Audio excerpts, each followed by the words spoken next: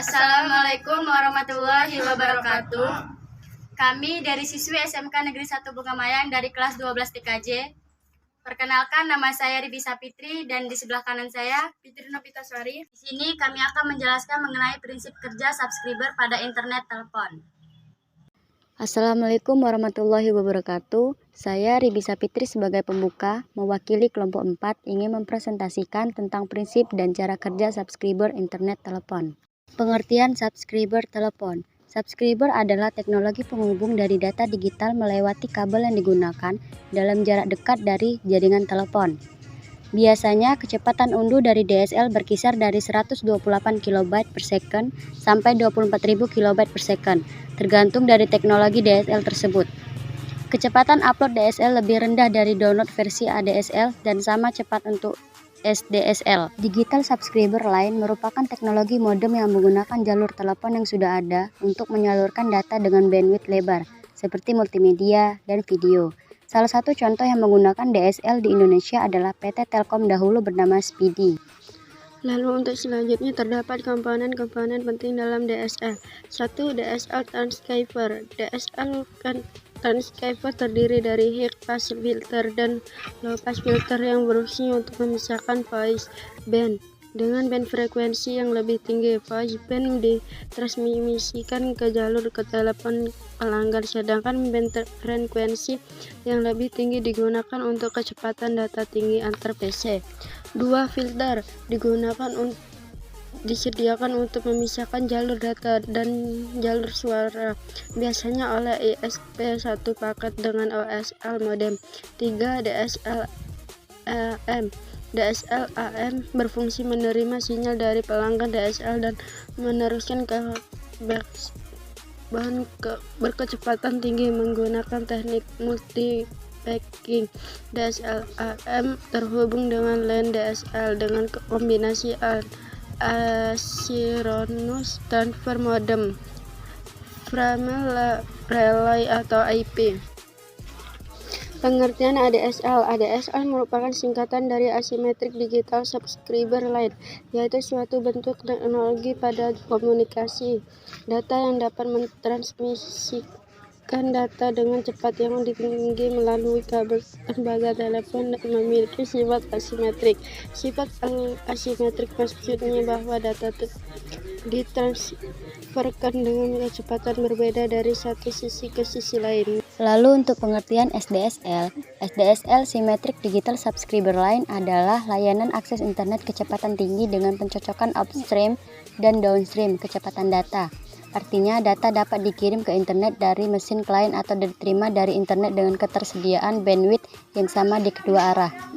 Biasanya layanan DSL adalah asimetris atau ADSL dengan sebagian besar bandwidth yang disediakan untuk menerima data, tidak mengirimnya.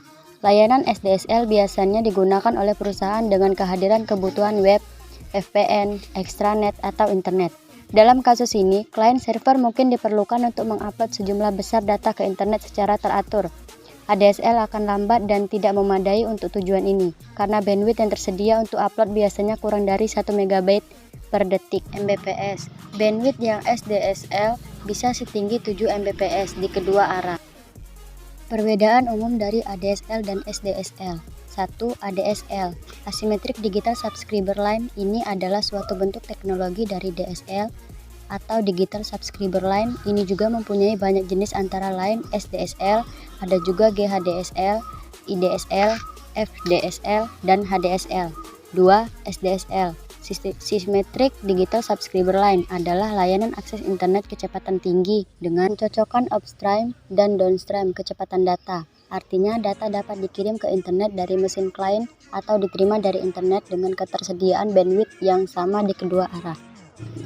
Prinsip dan kerja subscriber internet telepon. Asymmetric Digital Subscriber Line ADSL menggunakan kabel telepon yang telah ada, jadi bukan fiber optis. ADSL juga dijuluki revolusi di bidang internet atau istilah asingnya broadband. ADSL mampu mengirimkan data dengan kecepatan bit yang tinggi berkisar antara 1,5 Mbps atau 8 Mbps untuk arah downstream atau sentral pelanggan dan antara 16 kbps per 640 kbps untuk arah upstream atau pelanggan sentral.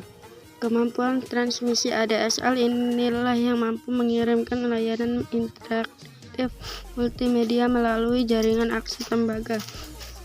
ADSL sendiri merupakan salah satu anggota dari